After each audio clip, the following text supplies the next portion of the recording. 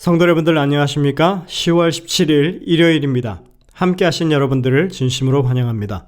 저는 퀸즈교회를 섬기는 김희상입니다. 이제 기도하시고 시작하겠습니다. 하늘에 계신 아버지 하나님, 이 하루를 우리에게 주시고 한 주간을 열 수 있게 인도하시니 감사드립니다. 저희들이 언제나 주님의 말씀 안에서 확신을 가지고 또 주님의 뜻을 이해하고 그것을 준행하는 삶을 살아갈 수 있도록 인도하여 주시옵소서. 지혜를 주셔서 하나님의 말씀을 밝히 깨우치게 하시고 주님의 명령이 오늘날 우리에게 얼마나 큰 유익이 되는 말씀들인지를 생각하는 저희들이 되게 하여 주시옵소서. 이 시간 주님 앞에 무릎을 꿇어 소원을 아뢰는 당신의 백성들의 탄원을 들어주시고 그 모든 일들이 하나님께 영광이 되는 일로 만들어질 수 있게 인도하여 주시옵소서. 질병으로 고통당하는 주의 백성들 불쌍히 여기시고 주님의 권능의 손으로 안찰하셔서 쾌유함을 허락해 주시고 그 모든 질병으로부터 노임을 받을 수 있는 주의 백성들 되게 인도하여 주시옵소서. 오늘도 말씀을 펴고 주의 성령을 간구하오니 우리와 함께 하시고 말씀하여 주시고 하나님의 뜻을 밝히 깨달아 아는 저희들이 되게 인도해 주시옵기를 예수님의 이름으로 간절히 기도드립니다. 아멘. 새로운 한 주를 맞이하는 시간에 이렇게 함께 저희들이 신명기서를 살펴볼 수 있다고 하는 것은 큰 특권이 아닐 수 없습니다. 이번에 신명기서를 공부하면서 저희들이 많은 유익을 얻는 것 같습니다. 이번 주에 함께 살펴볼 주제는 하나님께 대한 우리의 사랑에 관한 것입니다. 제목이 내 하나님 여호와를 사랑하라입니다. 이번 주 기억절은 신명기 6장 5절에 있는 말씀입니다.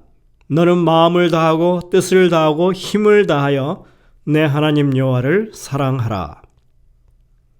우리는 신명기가 사랑을 기초로 한 율법서라고 하는 사실을 배웠습니다.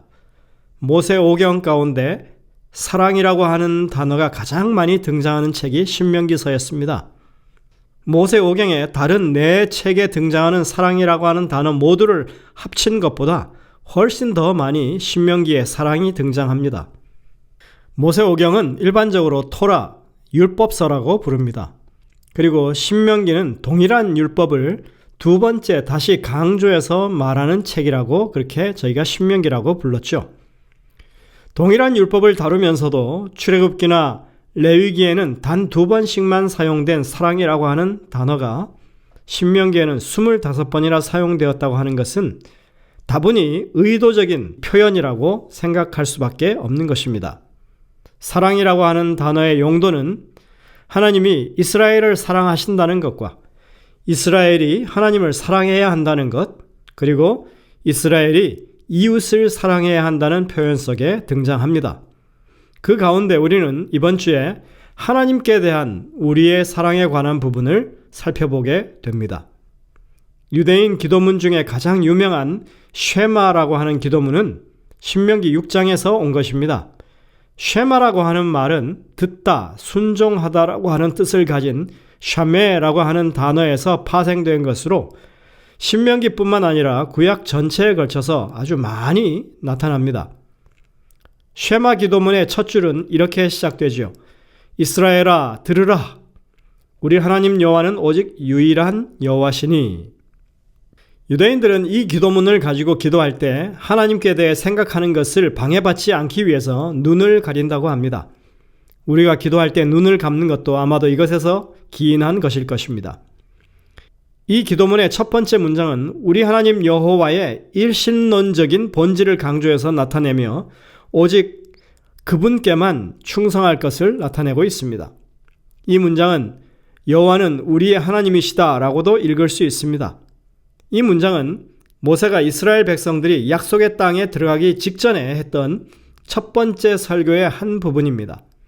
이 첫 문장에 이어서 등장하는 내용들은 과거뿐만 아니라 하나님을 섬기는 모든 사람들, 그러니까 지금 우리에게까지도 중요한 진리를 포함하고 있다고 하는 것을 우리가 깨닫게 될 것입니다. 일요일 소지로 가보시겠습니다. 제목은 하나님을 사랑한다는 것입니다. 모세는 이스라엘 백성들에게 그들의 지나온 과거에 관해서 이야기를 한 후에 그들이 약속된 땅을 차지하고 그 땅에서 번성하기 위해서 무엇을 해야 하는지에 관해 가르침을 주기 시작합니다. 아마도 사람들은 하나님께서 그들의 조상들에게 하셨던 약속을 성취하는 데 있어서 그들에게 은혜로 허락하신 계약 관계 가운데 그들 편에서 지켜야 할 언약의 의무에 관해서 말씀하시는 것이 신명기의 대부분을 차지한다고 이야기할 수도 있을 것입니다. 그러나 사실 이 신명기에서 말하고 있는 내용들은 그 길이보다 더 중요한 것이 있는데 그것은 그렇게 해야 하는 동기에 관한 것입니다. 신명기 6장은 이렇게 시작합니다. 이는 곧 너희 하나님 여호와께서 너희에게 가르치라 명하신 바 명령과 규례와 법도라. 너희가 건너가서 얻을 땅에서 행할 것이니 곧 너와 내 아들과 내 손자로 평생에 내 하나님 여호와를 경외하며 내가 너희에게 명한 그 모든 규례와 명령을 지키게 하기 위한 것이며 또 내 나를 장국해 하기 위한 것이라. 신명기 6장 1절과 2절이죠. 분명히 이 구절들은 그들이 감당해야 할 의무를 언급하고 있습니다. 그들이 들어갈 언약의 땅에서 그들이 약속된 축복을 누리기 위해서 반드시 기억하고 행하고 가르쳐야 할 것들을 지금 부각시키고 있는 것입니다. 이것은 이제 이어지는 율법의 내용의 서두에 속하는 부분이죠. 이렇게 그 내용을 대략적으로 이야기한 다음에 이어지는 내용이 바로 오늘 저희가 살펴보는 신명기 6장 4절 5절입니다. 여기서 하나님께서는 5절에서 이스라엘 백성들에게 하나님을 사랑하라고 하는 명령을 주십니다. 어떻게 사랑하라고 명령하고 있습니까? 마음을 다하고 성품을 다하고 힘을 다하여 내 하나님 여호와를 사랑하라 이렇게 말씀합니다. 율법과 경고들과 규칙들에 관해서 언급을 시작할 때 이스라엘 백성들에게 하나님을 사랑하라고 말하는 것이 참 흥미있는 말씀입니다. 그리고 이 구절은 그저 좋아하는 정도로 사랑하는 것이 아니라 마음을 다하고 성품을 다하고 힘을 다하여 사랑하라고 말하는 것입니다. 하나님을 사랑한다는 것이 어떤 사랑인지를 지금 밝히고 있습니다. 마음과 성품과 힘을 다해서 하나님을 사랑하라고 하는 것은 인간이 가용할 수 있는 능력의 최대치, 지력의 최대치, 정성의 최대치를 다해서 그렇게 사랑하라는 의미입니다. 그야말로 사람이 전인적인 모든 자원을 다 동원하는 그런 사랑을 말합니다. 이 말은 그분을 향한 우리의 사랑이 사람이나 사물을 향한 그 어떤 사랑보다 더 강력하고 최우선적이 되어야 할 것을 의미하고 있습니다. 왜 그럴까요? 하나님이야말로 우리 존재와 모든 것의 근원이고 기초이시기 때문입니다. 하나님을 향한 우리의 사랑이 기준이 되어서 다른 모든 것들을 향한 우리의 사랑을 올바르게 평가할 수 있게 되는 것입니다. 기준이죠. 우리가 하나님을 찬양한다고 할 때 할렐루야라고 하는 히브리 말을 그대로 사용하는 경우가 있죠. 이 할렐루야에서 할랄이라고 하는 말이 찬양하라고 하는 말인데 그것은 빛을 밝게 비추는 것을 의미합니다.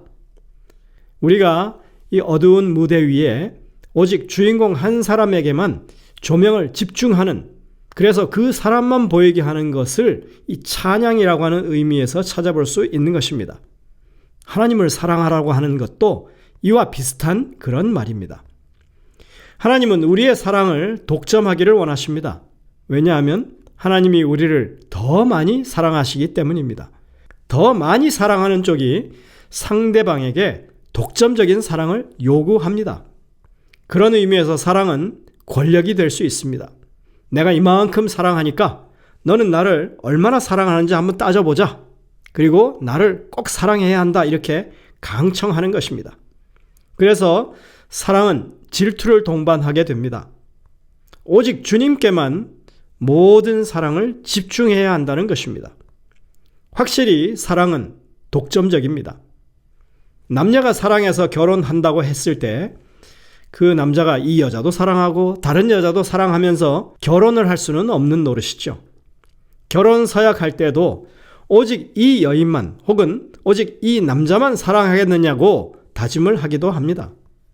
성경에서도 우리가 하나님을 사랑할 때 재물을 겸해서 사랑할 수 없다고 예수님이 분명하게 밝히셨습니다.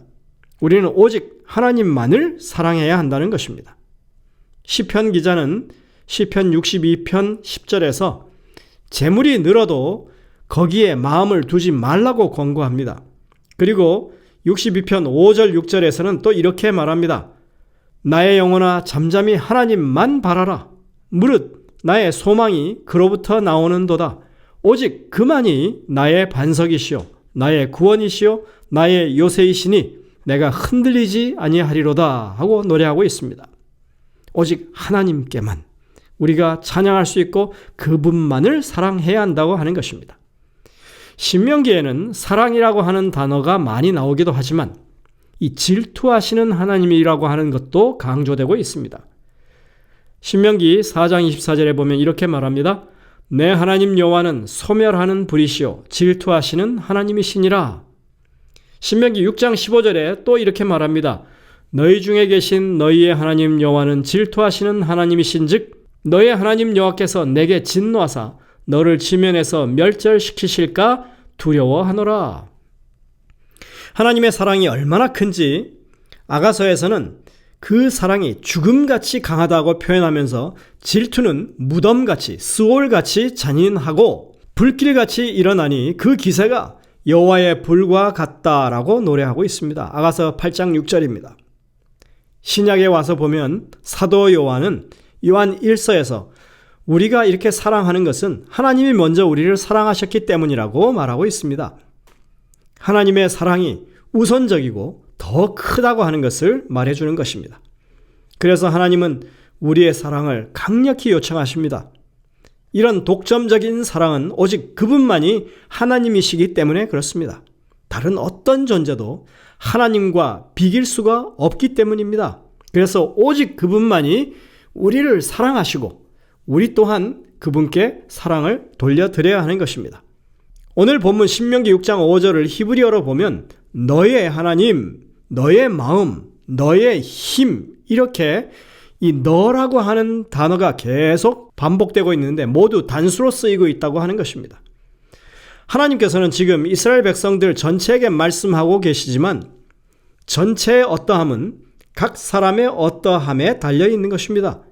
비록 우리가 어떤 커다란 전체의 일부에 속해 있다 할지라도 하나님께서는 우리 모두의 개인적인 충성을 원하십니다. 그리고 하나님을 향한 우리의 충성심은 그분을 향한 사랑과 그분께서 어떤 분이신지 그리고 그분께서 우리를 위해 이루어 주신 것이 무엇인지를 기억하는 것에서 시작되는 것입니다. 영감의 교훈에 보면 이렇게 말합니다. 우리가 말씀의 빛을 주의 깊게 연구하면 우리의 양심에서 활동하시는 성령의 음성이 우리로 하여금 우리의 전인 곧 몸과 마음과 영을 구속하기 위해서 자신을 주심으로 완전히 희생하셨던 그리스도에 대한 진정한 사랑이 마음속에서 일어나게 해준다는 것입니다. 그리고 사랑은 순종으로 나타나게 된다고 합니다. 하나님을 사랑하고 그분의 계명을 지키는 것과 그분을 사랑하지 않고 그분의 계명을 무시하는 것이 분명하게 구별되도록 해준다는 것입니다. 그래서 우리는 말씀을 깊이 연구해야 한다고 증언보감 2권에서 와잇은 말합니다. 오늘 우리는 우리를 사랑하시되 목숨을 버리기까지 사랑하신 주님이 우리에게 하나님 자신만을 사랑하라고 하는 강력한 요청을 들었습니다. 그만큼 하나님의 사랑이 크시다고 하는 것을 우리가 느낄 수 있었습니다. 그 강력한 사랑의 호소에 여러분들이 정말 마음을 다하고 뜻을 다하고 힘을 다하여 반응하시는 하루의 삶이 되시기를 간절히 바랍니다. 기도하시겠습니다. 하늘에 계신 아버지 하나님, 주님께서 우리를 그렇게 사랑하시기 때문에 우리도 주님을 사랑하라고 요청하시는 그 음성을 들었습니다.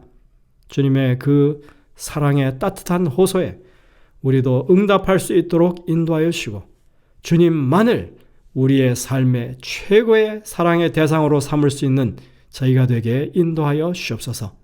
이 하루의 삶을 통하여 주님의 사랑 때문에 정말 행복한 하루의 삶이 되게 인도해 주시옵기를 예수님의 이름으로 간절히 기도드립니다.